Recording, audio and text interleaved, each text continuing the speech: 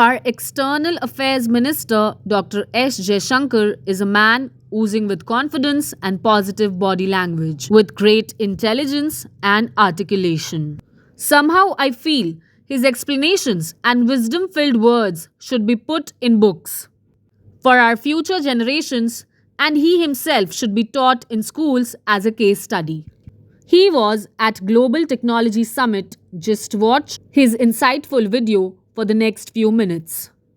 Ask you the uncomfortable dimension of that internationalist nationalism. India is a sovereign state. At some point, it may be compelled to use force to defend its interests.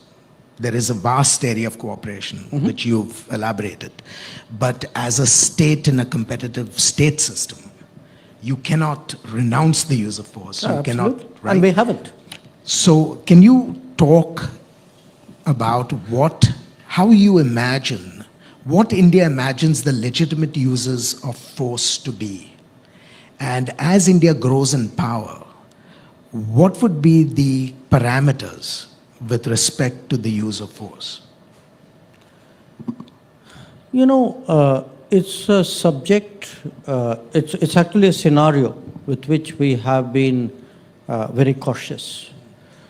We have been very cautious because if you look at the history of the last 75 years, mostly this country has used force defensively when it is threatened, almost always within its own borders. Okay, there's no problem with that. You know, tomorrow if the country is threatened, we will use force. There's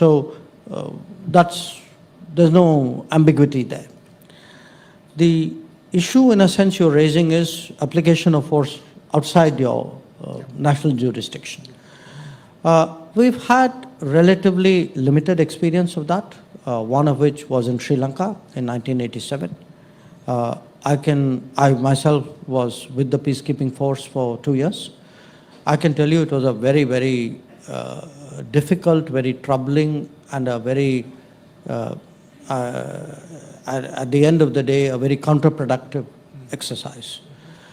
And that did scar, you know, policymakers for a generation. Yes. Okay. Don't get sucked into endless open-ended commitments. It's not unique to us. Other countries have had their versions of it. Overall, I would say countries tend to be cautious. There are some, like the United States, which, to my mind, are truly an exception. You know, I don't think the US can really serve as an example for anybody else. It is a sui generis case. But most countries today would be very, very cautious about the use of force outside. They would like to keep it targeted. They would like to keep it, in a sense, very purposeful. And they would avoid getting sucked into something which they cannot see. Now, having said that, if you ask me, so where do I see this going? I honestly cannot answer that question, because if you were to ask me when I entered the Foreign Service, where would you see India in the next 45 years? I wouldn't have imagined I would be where I am. I wouldn't have imagined the world today which I see around me. So, since the pace of change is quickening, but I would say this, that for a country like India, our interests are growing. The fact is the global environment today makes it more and more necessary for countries individually or in combination to secure their well-being abroad. So it's not like somebody else is going to do it for you. I think that expectation is less with each passing day. So if you take more capability, less global assurance, continuing, if not greater, competition, I think there will be situations which this country will have to face. But I could not I can't really explicate on that, but it's certainly something which will be in our thoughts. He replies without igniting, displeasing, or offending anyone. His replies are very calm, well carved out, and of course, pragmatic as well as patriotic. His presence of mind is always on active mode. He is cream amongst the best. He has served India for 45 years. And as an IFS officer, he had some limitations.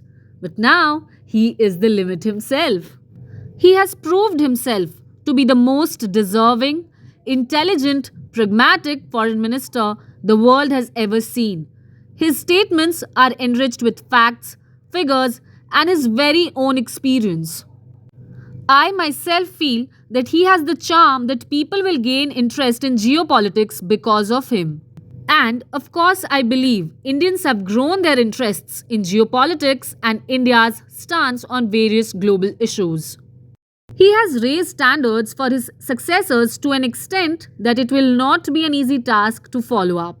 Clearly, the best person on the job. He has turned geopolitics into a trending topic everywhere for the past few years. India's stance on Russia Ukraine war, even after the tremendous pressure from the Western powers, is highly commendable.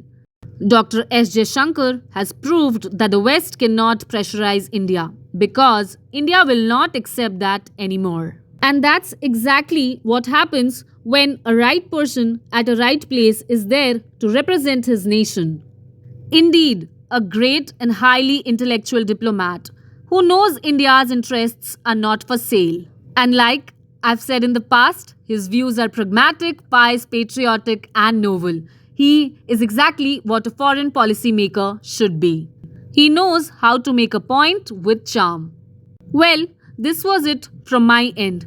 Don't you think S. Jaishankar ji is one of the finest foreign ministers India ever had? Please mention your viewpoints in the comment section below. Consider liking the video and sharing it with others and subscribing the channel. Goodbye. Jai Hind.